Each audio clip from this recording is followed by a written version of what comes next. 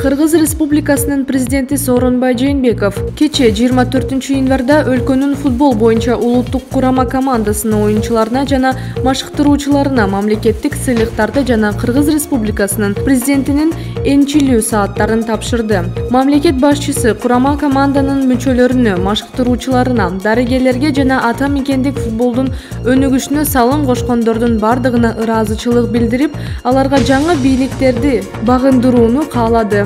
Кыргыз Республикасынын футбол федерациясынын президенти Семетей Султанов кыргыз футболун колдоп, командага көңүл бурганы үчүн президентке ыраазычылык билдирип, Кыргызстанда футбол мамлекеттин колдоосуна муктаж экенин белгиледи. Курама команданын машыктыруучусу Александр Кристинин футболдун бириктирүү үчүн футболисттердин материалдык техникалык базасын бекемдөө зарылдыгын белгилеп, президенттин эл аралык деңгээлдеги жаңы стадионду куруу сунушун колдоду. Ал мамлекет башчысына колдоосу жана футболду өнүктүрүү маселесин тереңдигин түшүнгөнү үчүн ыраазычылыгын билдирди. Бизге сиздердин колдооңуздар керек. Ал эми биз мындан ары дагы өнүккүбүз келет. Ага эркибиз жетет, деп айтты Александр Кристинин. Ошондой эле башка футболисттер дагы сөз сүйлөшүп, алдыдагы мелдештерде жаңы жеңиштерге жетишүүнү убада кылышты.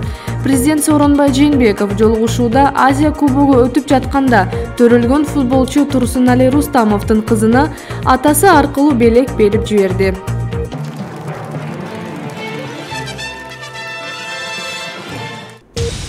Кытайга 11 тоннадан ашык эшек терисин алып кирүүгө аракет кылгандар кармалды. Топтолгон материалдардын бардыгы облустук төргөө органдарына тапшырылды. Бажы кызматынын өкүлдөрү Торугарт көзөмөл бекетинен Кытайга бара жаткан Ман үлгүсүндөгү автоунаанын текшерүү учурунда ондатырдын терисинин алдынан декларацияда көрсөтүлбөгөн 11 тоннадан ашык эшек териси чыккан. Бул тууралуу мекеменин маалымат кызматы билдирди. Эшектин терилери ондатырдын териси деп документке толтурулган. Кармалган эшек терисинин баасы 500 000 сомдон ашат.